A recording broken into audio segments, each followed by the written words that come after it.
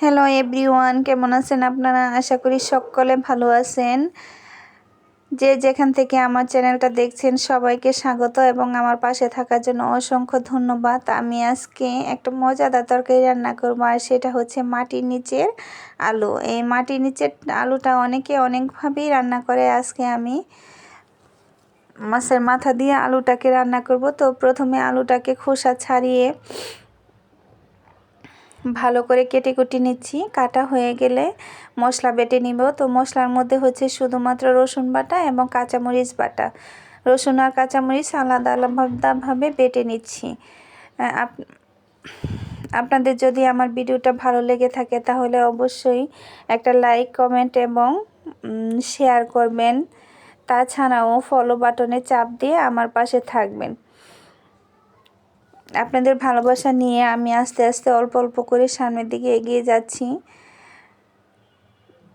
তো আমি যেন আরও আগাতে পারি, সেজন্য সবাই আপনারা আমার জন্য দোয়া করবেন এবং আমার পাশে থাকবেন।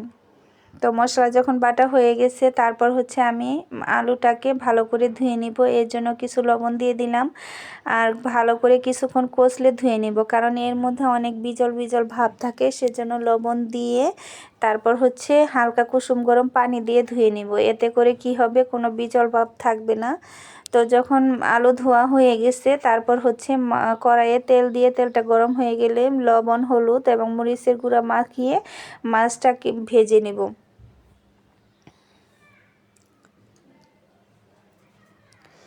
মাছ ভাজা হয়ে গেছে। এখন মাছটা নামিয়ে নিয়ে কড়াইয়ের মধ্যে যে তেলটা আছে ওই তেলটা নামিয়ে কড়াইটা ভালোভাবে পরিষ্কার করে কড়াইয়ে পানি দিয়ে দিছি। পানিটা যখন কিছুক্ষণ গরম হয়ে আসছে, তারপর হচ্ছে সেখানে মাটির নিচের আলুগুলো দিয়ে দিব সিদ্ধ হওয়ার জন্য।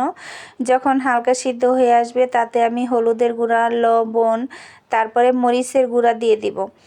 আর কাঁচামরিচ যে বেটে রেখেছিলাম সেই কাঁচামরিচে বাটাটাও দিয়ে দিব। আর এই আলু তরকারিটা কিন্তু একটু ঝাল ঝাল হতে হবে। যদি ঝাল না হয় তাহলে খেতে কিন্তু মজা লাগবে না।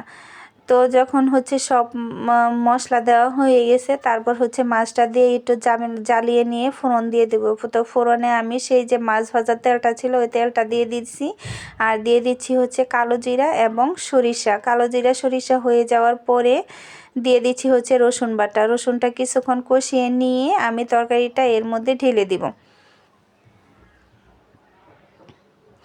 এই যে ঢেলে দিচ্ছি, আর এখন 2-1 মিনিট জ্বালিয়ে নিয়ে নামিয়ে নিব তরকারিটা। এই তরকারিটা কিন্তু দেখতে যেরকম সুন্দর হয়েছিল, খেতেও কিন্তু অসম্ভব মজা হয়েছে। ভালো থাকবেন সবাই।